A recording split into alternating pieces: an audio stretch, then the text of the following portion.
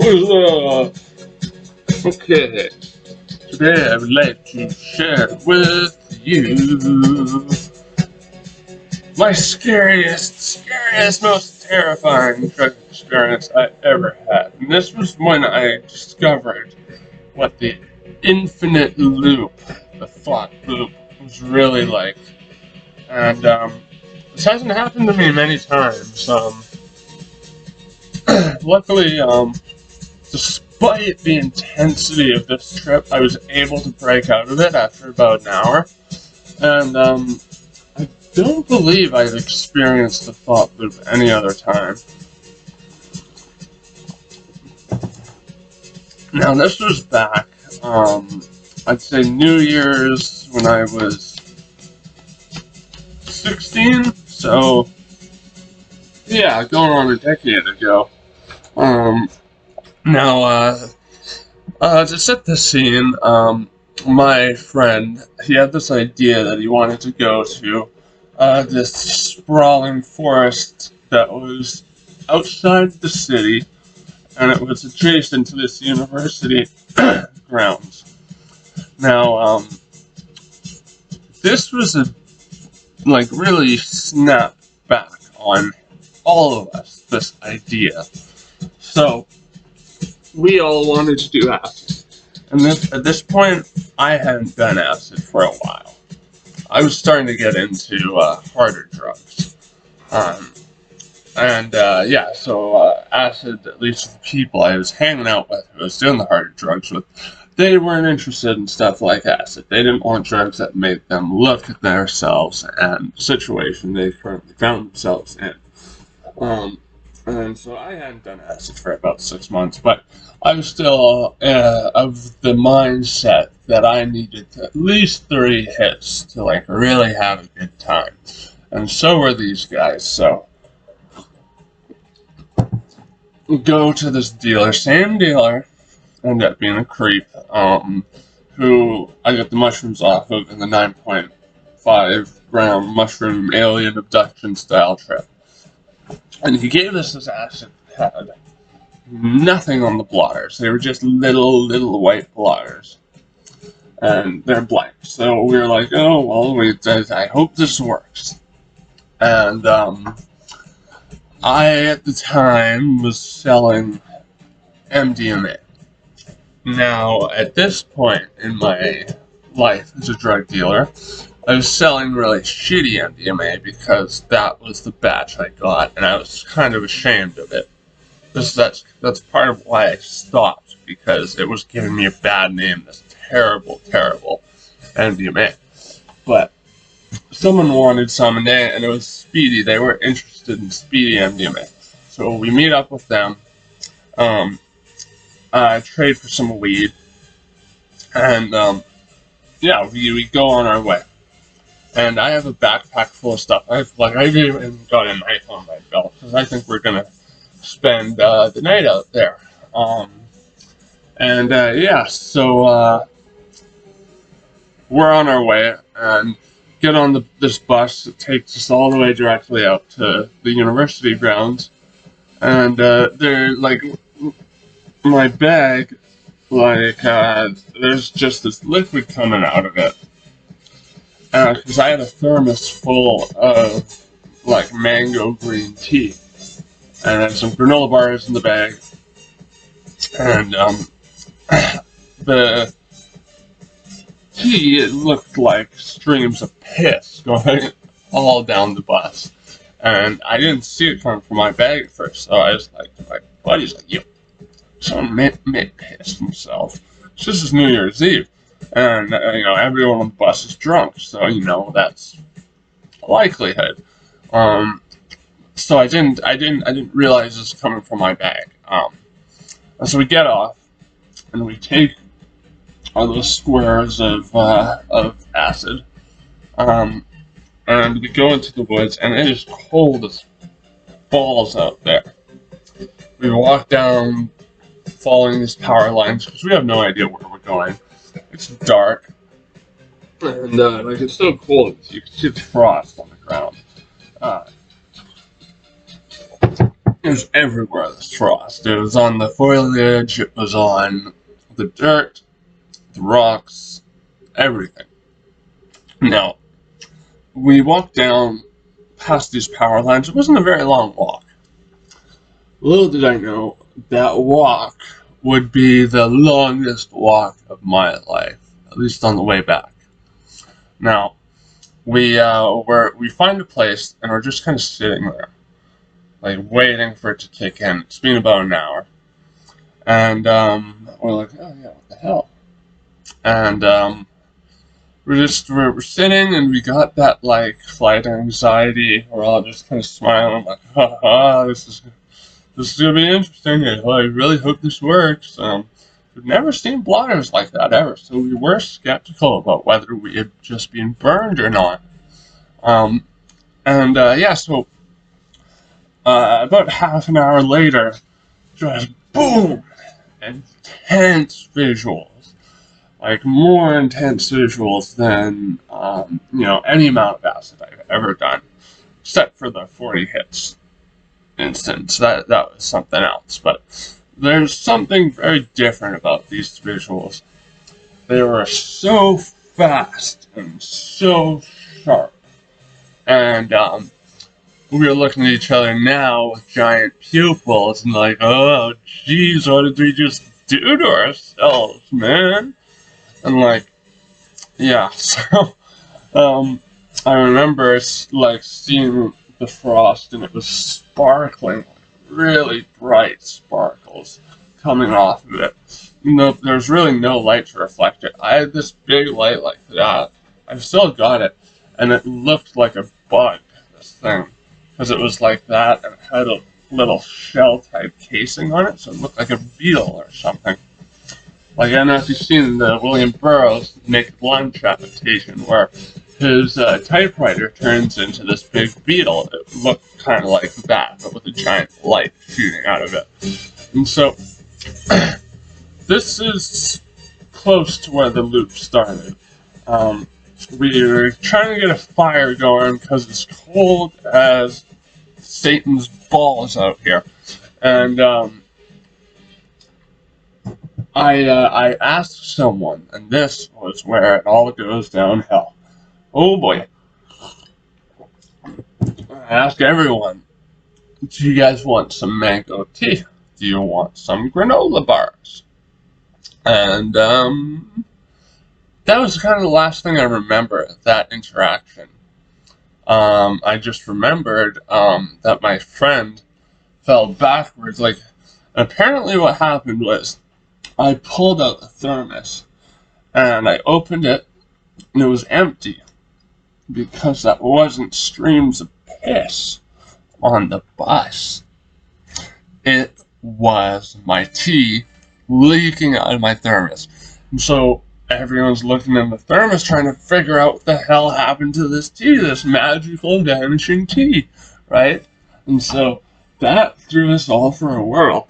And so one of my friends, she just topples back and just starts flipping out, and she's floundering around, and I just like, I don't know, this is when I went into the loop, so I was just like for me, what I see thought loops as, like, I haven't had one on mushrooms or anything, so I don't know specifically what it's like with the tryptamine, but with lysergamides, because I believe DOB is a lysergamide, or it's a phenethylamine, or something similar to a lysergamide in terms of how it affects you. I see it as someone is experiencing ego death, and they fight it. They're fighting the ego death because they think they're actually going to die if they give into it. And so like what you do is you try to hold on to the last things you can remember in that like completely messed up state. And the last things I could remember were offering people granola bars, tea, and asking if anyone wanted to have a cigarette. And so I was going, granola bar, tea, cigarette, granola bar, T, you want a cigarette? And like, so we're like, and my buddy, the other two buddies who are not in a loop are like, oh god, we gotta get out of here. And I remember like looking as we're sitting down with nothing but my light illuminating what's in front of the light essentially, and there were like these 3D forms of like, they looked like gray 3D cutouts of like humans and cattle and just random shit floating around my friends. It was insane. I remember branches reaching out and wrapping around some of my friends. Like full on hallucinations, not just like colors, patterns, stuff like that. And so, yeah, my buddy manages to get us up, and he's like, we're walking while carrying my other friend who's way too fucked up. She's in the loop, and she's saying some crazy, vulgar shit, man. Like, shit that was like, it's hard to look at her the same afterwards. She was like, smart, ketamine, the backs of teenage assholes, or something like that. It was very vulgar and shocking because we were all just teenagers, right? And sex crazed, drug crazed teenagers. And so we walked back through those power lines, and it was the longest walk of my life. Because it felt like it took maybe 20 minutes to get through there initially. Oh, and here's the thing. We actually stuck our tabs onto one of the signs. And it is like a hiking sign that entered the trail from like an alternate route. So if you ever go to the UBC endowment lands and you see little white tabs on the sign, that was a marker of our nightmare. Anyways, so we're walking through these power lines, and I'm still seeing these crazy things just floating around us. And like, it just felt like an eternity to get through there. And so eventually, I was still looping, but I was able to walk. Like my friend's like, dude, can you call your dad to pick us up? Can you call your dad to pick us up? Because that happened. And like that was how I heard him. Like it just was making no sense. And I know somehow I had heard cops. I was like, cops are right, cops are. And like, and I started having these hallucinations of the colors that you'd see on a police car, like the flashing blue lights, and then I had hallucinations of cop cars coming in like that, 3D cop cars coming like boom, boom, boom. So my buddy realized I was incapable of answering him. So he calls his dad to pick us up. And his dad, he's a cool guy. He he was a partier himself. He grew up in the summer of love, second summer of love. It was 1989, house music, legal MDMA, that sort of thing. He knew what was going on here. He said, he told us that he had to carry one of his friends 25 blocks because he was looping on acid when he was our age. So he knew the deal. And so he picked us up, and we get into his car, and his girlfriend's there.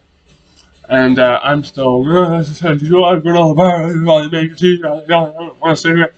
And because the thing is, you start looping faster and faster and faster because you're slowly losing your memory of those words alone. But my friend, the one who was also looping, she was saying this vulgar stuff still. And apparently she had wet herself. That's what made my friend want to call his dad, not just take a bus back. And so I remember in the car thinking oh, we're having fun. And I'm elbowing my friend, we're having fun.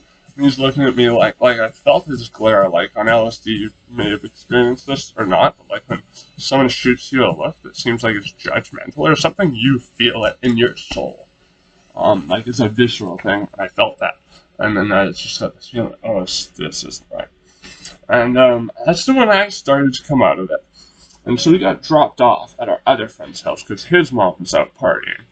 And there was no one there, thank God, because my one friend was way too fucking gone. She was way too far gone. I think me and her were kind of playing off each other, like, in terms of the loop.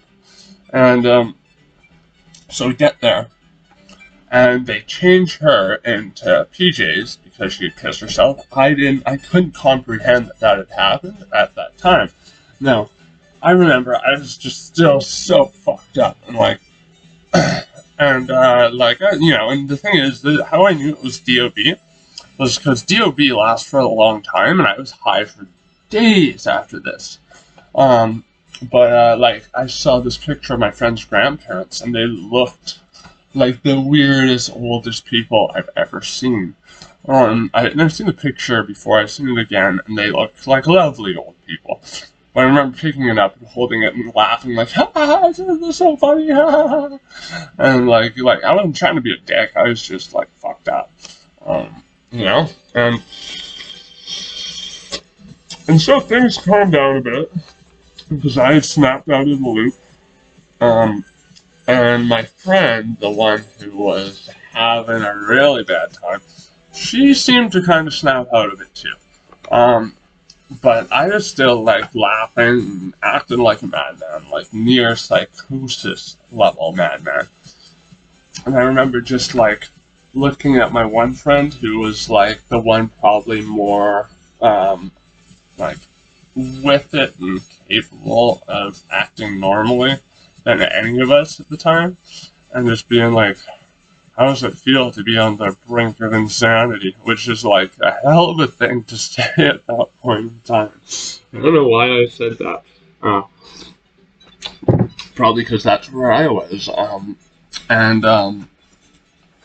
Yeah, so things calm down, and like my one friend, she's just laughing, and like kind of maniacally like me. I think she's kind of mirroring my emotions.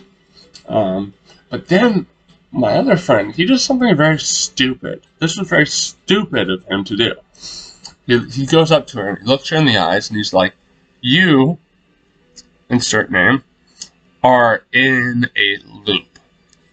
That is a very bad thing to do. You do not say something like that to someone who is that fucked up and suggestible and just came out of line. Because you know what happened? She went right back into it. And she spent about 9 grueling hours in that loop. And all night. Like I was like in a state of shock because I came out of mine. And I was like starting to realize that, oh, I'm me, we're here, this happened, and like it was just too much for me to come to terms with. So my other 2 friends are like running around while she's back. And oh, sorry, ketamine off the back of teenage. Saying these awful things over and over and over, faster and faster and faster as the night went on, pissing herself again and again and again and again. Like they finally bring her to the washroom. She's in the washroom and like just kind of flailing around, and I'm just standing in the hallway like, oh God, what's going on? What's going on? Like I couldn't help. I didn't know how to help, and I felt bad about that. So feeling bad about it made it even harder for me to help. Yeah, so. This goes on and on and on and on. And then, like, in the morning, when we're, like, a little less fucked up after the peak, but, like, still tripping, like, I realized I have this weed that, I traded those ecstasy tablets for. And so me and my buddy, I go to him like, oh, I still got some weed. You want to smoke some and chill? And like, he's like, yeah, let's play some video games, play some Halo, and fucking smoke some weed. And so we're doing that, and I'm just sucking. I cannot play to save my life. And it's probably a bad idea to smoke cannabis at that point because I could have kicked myself back into a loop. But it actually did, like, chill us out a little bit. Like, I felt more stoned than I had felt in a long time from just, like, a couple of hits out of the bubbler. But, so, my friend who was just in the bathroom screaming an hour ago and then stopped and I think passed out or something, she gets out of the bathroom, and she's like, "What happened? I don't remember anything." And I was still at this point where I was like in denial of the situation, so I'm like, I'm sorry to, and my friend's just like, "You were in a loop. You're saying some fucked up shit, you know? And yeah, you're like pissing yourself and everything, and maybe you should talk to our other friend, her boyfriend." And she just falls down the bathroom, closes the door, and we just hear her cry. And I wish I had my wits about me so I could have consoled her, because, like, you know, this was traumatic for all of us. I'm sure it was especially traumatic for her because she had no idea what happened. Just blacked out for all of it. And, eventually we all congregate downstairs, and she's, like, snuggling with her boyfriend. And, like, I'm still barely able to cling on to what the fuck is happening, so, like, I'm just like, man, you know, I'm not a big McDonald's guy, but Big Macs are just, they suck, don't they? And my buddy's like, yeah, man. So we started talking about fucking McDonald's because we just wanted to talk about anything else but the situation that's going on. And, my one friend, though, is like, he's being an asshole. And this guy, that was his thing. He was an asshole. He antagonized every situation. Part of why we stopped hanging out with him. And why my other friend broke up with him. And, yeah. He's like, oh, McDonald's sucks, or that's the basis of your conversation. I was like, dude, fuck off. Like, seriously, after the night we had, like, maybe it's your energy that's putting everyone off. And so I'm like, you know what, screw this, I'm out. Call my mom to pick me up. And he's like, no, let's go to this restaurant, let's go to this diner and get some food and talk about the crazy night we had. And I was like, yeah, maybe, man, I don't know. You guys give me a call. I don't think so. I don't think I'm going to be there. So apparently they didn't meet up. I just went home, I took a shower, and tried to sleep, being like, what the fuck? And I remember filling my mom in on the ride back to our house, and she was like, Jesus, you gotta be careful with this stuff, man. And I was like, I know. And so, like, despite the fact I was still tripping, like, this was like maybe 15 hours after we took it, I managed to fall asleep. I woke up and I was still tripping. I was still tripping, as I said, for days. That's why I knew it was something like DOB or Bromo Dragonfly, whatever. Some other people said they tested it and it was DOB. That was terrifying. And that was a big reason as to why I stopped doing hallucinogens for a very long time. But, yeah. I figured I would share that with you guys because that was like literally a traumatic trip that, like, you know, it weighed on me for a while. And as I said, I couldn't look at my friend the same after that. But me and her, we still managed to be friends for a while. I actually had a very interesting relationship with her because, and I've had a couple of relationships like this with girls. I have kind of one with a girl now that's similar, where like she's smoking hot, smoking. Everyone wanted to get with her, I mean, we would spend nights together after she broke up with her boyfriend, where we'd both be naked and she'd just be lying on me and we'd be on drugs. And we'd be like making out and like popping feels and stuff like that, but I never got aroused. Never, you know, got a woody because of that. And as I said, dude, like there's a couple of relationships with women who are absolutely like drop dead gorgeous. Like that. Who I've had relationships with, who I have a relationship with. Not her anymore because I don't know what the hell happened to her. Last I heard, she was a pirate punk on the island and then disappeared. But, yeah, I mean, it's just those relationships strike me as some of the most interesting out there. Now, in any case, I want to share that with you because psychedelics can be traumatic, and also, like, the real lesson in this is if someone is going into a thought loop, just tell them, don't fight it. Don't fight it. Just stop talking. Stop doing anything. Just let it happen. Oh yeah, and I actually did go into a thought loop when I did the 40 hits. I did, but it wasn't quite the same thing. The ego death was so strong it overtook me regardless. So the thought loop was very short. Um, but no, that was scary. That was scary for all of us, and I could only imagine what it was like for her. So my heart really, really goes out to her. And I hope she found a way of dealing with that trauma. In any case, I hope you will like, comment, let's talk, please comment, and subscribe. I want to hear your stories. And, it'd be nice to have a little encouragement that what I'm doing is worth it. Anyways, I'm the not so spiritual shaman, and I wish you all a glorious, glorious day. Spiritual shaman, not so spiritual shaman. Bye.